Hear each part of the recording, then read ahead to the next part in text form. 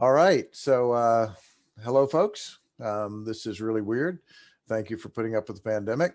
I'm Reed Blackwelder, professor and chair of family medicine at ETSU, and we're hanging in for a few hours this afternoon. I've got a lot of sessions that'll go back to back, should keep us on time. I'll make sure we take a break at an appropriate moment.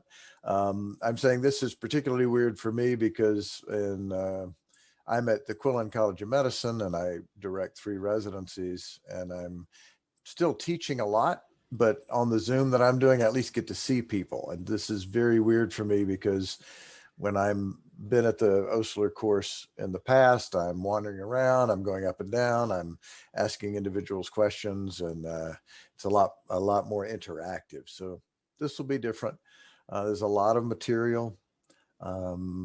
So don't panic. I'll do my best to when we're done. And I'm not sure if I'm going to be able to, the way I've got it set up, I'm not sure I'm seeing the chat at the moment. There it is. There's a Q&A. So I'll try to keep up with those things as best I can. Try to have room at the end of each session. I'll be happy to answer whatever questions. One of the things I'm going to do is really focus as much as I can on getting you ready for boards. I don't see these as clinical reviews, even though I know you can use this material to take care of patients. And I'll try to point out aspects of how the boards look at things as I go through. Some talks I'll have more of that than others. So that's really my goal. There's a lot of material, should be on the handout you have. I did correct some misspellings and other aspects. So I hopefully caught all of it. So we're going to first talk is on abnormal uterine bleeding, and that abbreviation is going to be the AUB. Let's see, now it's not letting me, there we go. So AUB in clinical practice. This is a really common reason for women of all ages to consult their physician. I like to put family physician because that's what I am. 15% of all women will have some irregular or heavy menstrual bleeding at some point. It's extremely common. It's also a very common cause of GYN surgeries. In fact, almost 20% of all hysterectomies are due to heavy bleeding.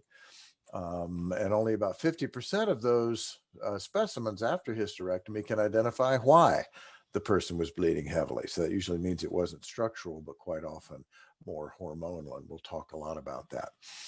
This is also one of those topics that women may not talk about with their physicians. So you need to ask, similar to urinary incontinence.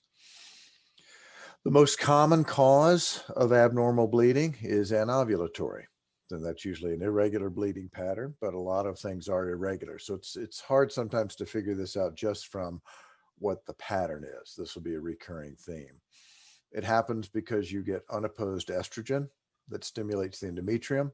And this actually a very key thing. We know this clinically, it pops up on boards a lot. Unopposed estrogen increases risk of endometrial hyperplasia and endometrial cancer.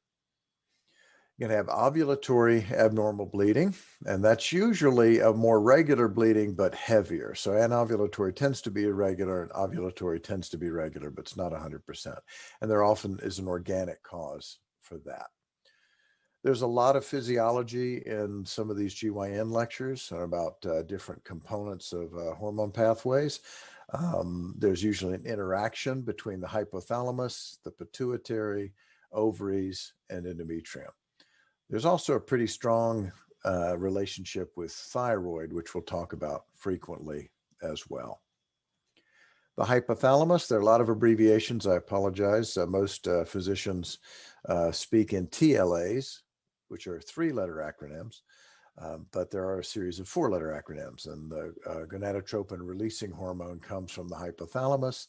It goes to the anterior pituitary, which releases FSH and LH. Coleman syndrome is in the hypothalamus. It's hypogonadotropic hypogonadism. There's no releasing hormone, so you don't get any of the gonadotropins released. And these patients will have primary amenorrhea, delayed puberty, and they've lost their sense of smell. So that's a hypothalamic dysfunction. You are going to see a lot about FSH and LH recurringly through these talks, and it'll show up a lot of times on boards, and the pituitary will as well. Here's a question, and this is the hard part. because normally I like to ask people and have y'all answer, realizing this format doesn't really allow it. I'll pause for a second and then give you the answer.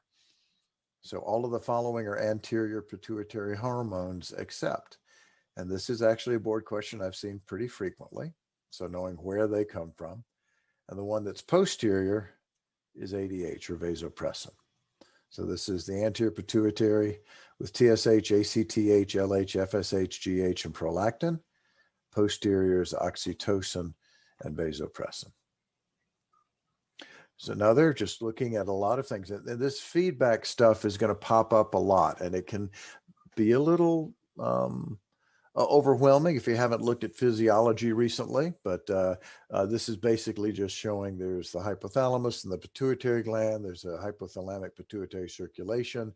That's how the GnRH gets to the pituitary.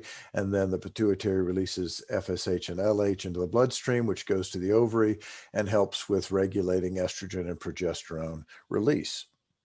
And depending on which is doing what, you'll get different levels. And that's a big part of what happens with some of the abnormal uterine bleeding processes. So GnRH, there are things that will increase it and things that will decrease it. And this is a lot of feedback loops. Estradiol itself increases GnRH. Progesterone at low levels will do that. Norepinephrine, prostaglandins.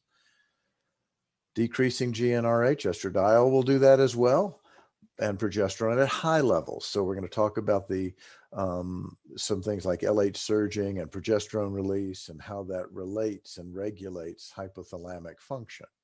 Dopamine, serotonin, cortisol releasing factor, TRF, and prolactin are all negative or down regulators of GnRH.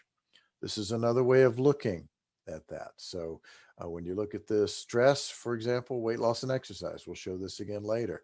Increasing cortisol. Cortisol increases endorphins. Endorphins actually cut down on norepi, and norepi has a negative effect on the hypothalamus, which decreases GnRH, goes to the pituitary. So you decrease FSH and LH, leading to anovulation. This will be the pattern we'll look at for women who exercise very heavily, or some eating disorders or high stress. This is what happens to create anovulatory and abnormal uterine bleeding. Prolactin is really important for gonadotropin secretion. High prolactin interferes with GnRH. And again, if you just think of the condition, you've got galactorrhea, amenorrhea. Well, this is what galactorrhea is, often from high prolactin. Prolactin decreases hypothalamic function, which decreases FSH, LH, leading to anovulatory and often amenorrhea. So this is that pathway, and this explains the clinical things that we all kind of remember. We remember galactorrhea, amenorrhea. This is how that happens, and it'll help you in the boards to figure out, okay, what is it I've got to check for those kinds of problems. You'll notice that in 15% of anovulatory women, there'll be elevated prolactin levels. So that'll be something you will check at different times. So here's again the hypothalamus, and GnRH comes from that to the pituitary. If you actually have less dopamine, which we were looking at earlier, that's a down regulator. So that will tend to have some impacts on FSH and LH, which creates anovulation. But that also increases prolactin, and high levels of prolactin downregulate the hypothalamus. So hyperprolactinemia will continue to lead toward less bleeding and anovulation. I mentioned thyroid was big in a lot of these GYN hormonal pathways. There's a lot of relationship with them. There's a negative feedback of thyroxine in this process. And so if you have increased TRF, you'll get increased TSH as well as increased prolactin. And then the stimulation of prolactin release decreases dopamine, as we just saw a moment ago, which again leads toward hyperprolactinemia as well as anovulation and abnormal bleeding. There's a significant number of women who have elevated prolactin levels who also have hypothyroidism.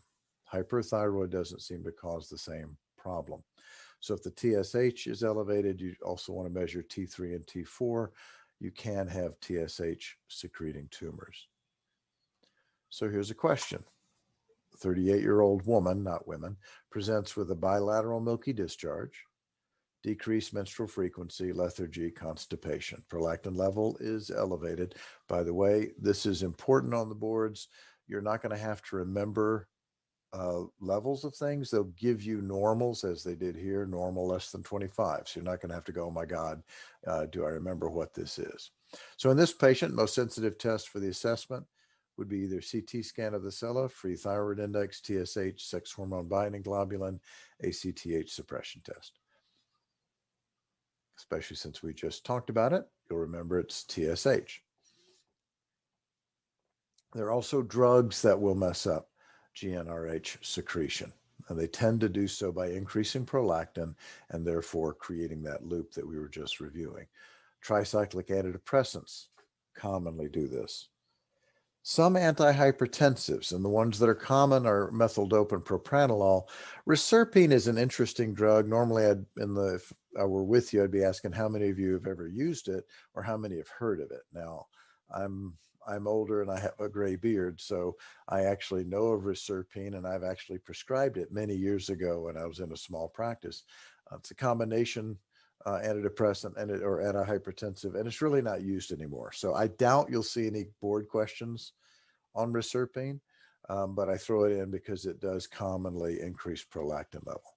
And then some of the SSRIs and SNRIs will do so as well. So just something to keep in mind, these medications can cause abnormal uterine bleeding. They usually do so through increasing prolactin levels. Some of the antipsychotics similarly will do that.